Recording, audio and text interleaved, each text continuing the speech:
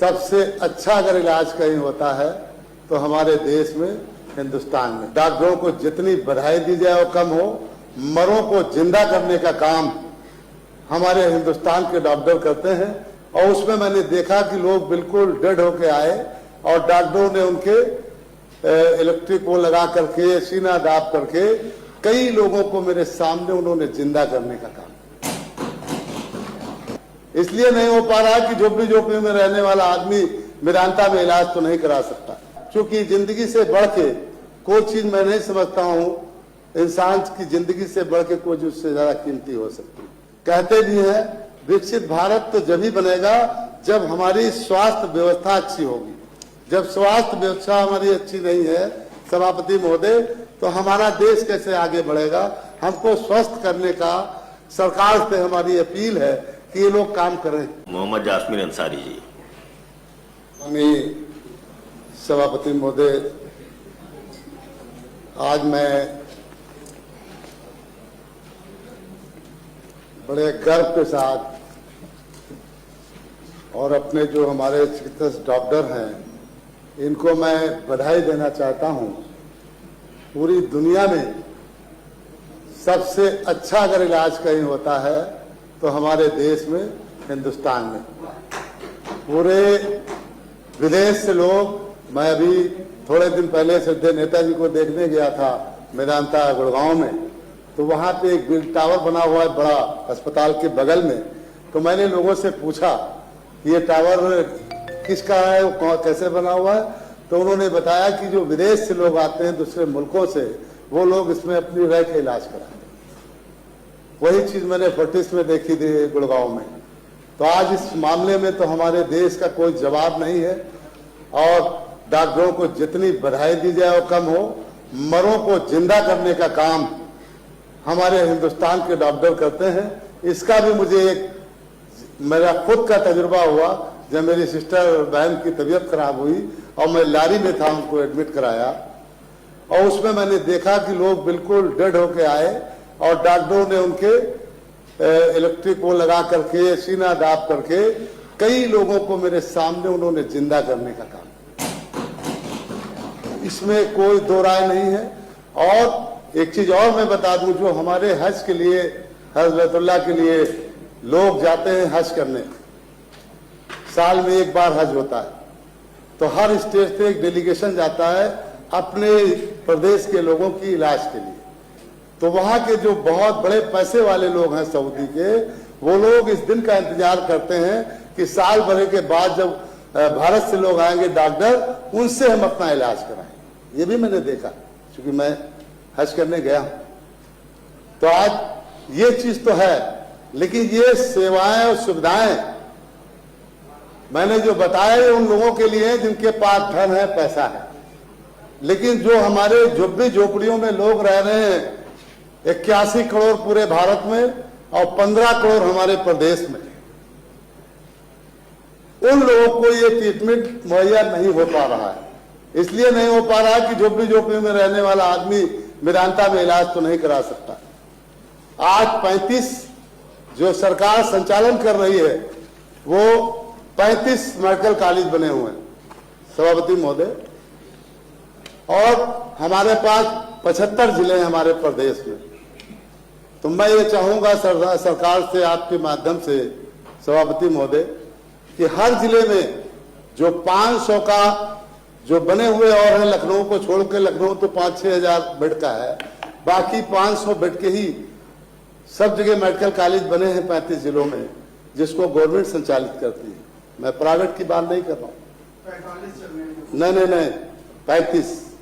आपके पास रिपोर्ट गलत है, उसकी जानकारी कर लीजिए।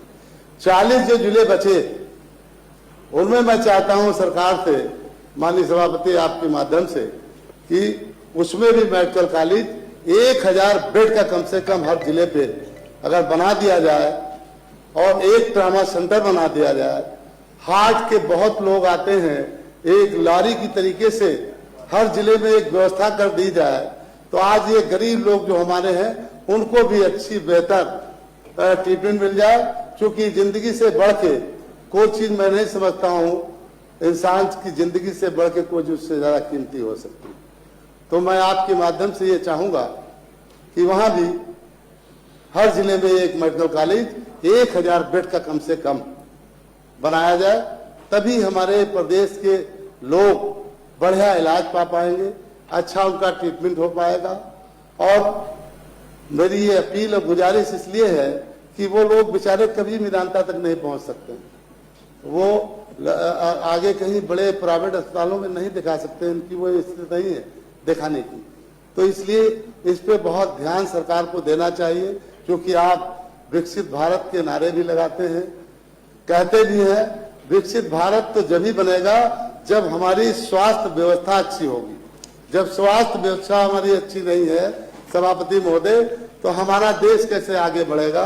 हमको स्वस्थ करने का सरकार से हमारी अपील है कि ये लोग काम करें, क्योंकि आज एक विभाग से शुरुआत कर दें, क्योंकि मैं समझता हूं सबसे इम्पोर्टेंट अगर कोई विभाग है तो वो स्वास्थ्य है, इसलिए कि वो सब जनहित से जुड़ा हुआ है।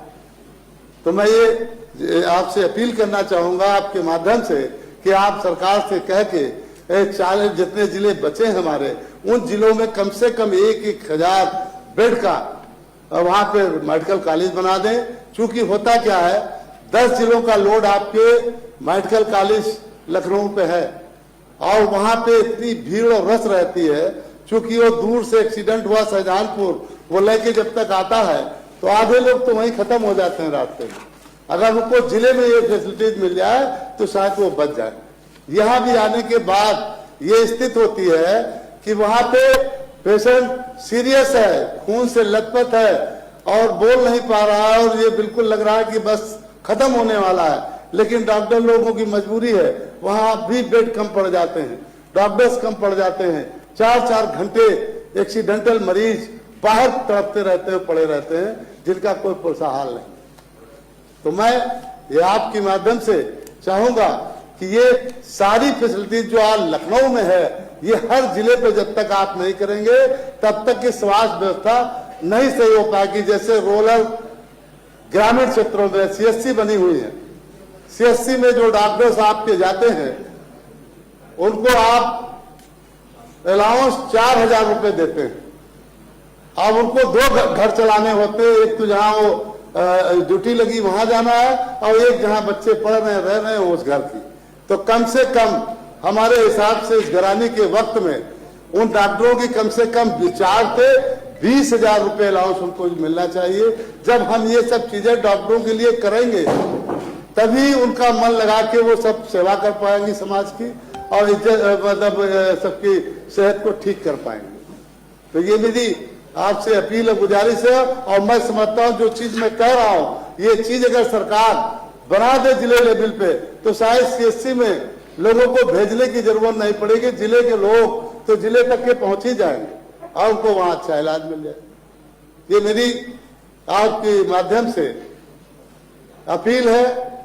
और मैं ये देख रहा हूं कि जो एम्बुलेंस 108 समाजवादी सरकार में चली थी वही आज चल रही, उससे बढ़ के अभी स्वास्थ्य के लिए तो कोई काम मेरे नजर आया नहीं।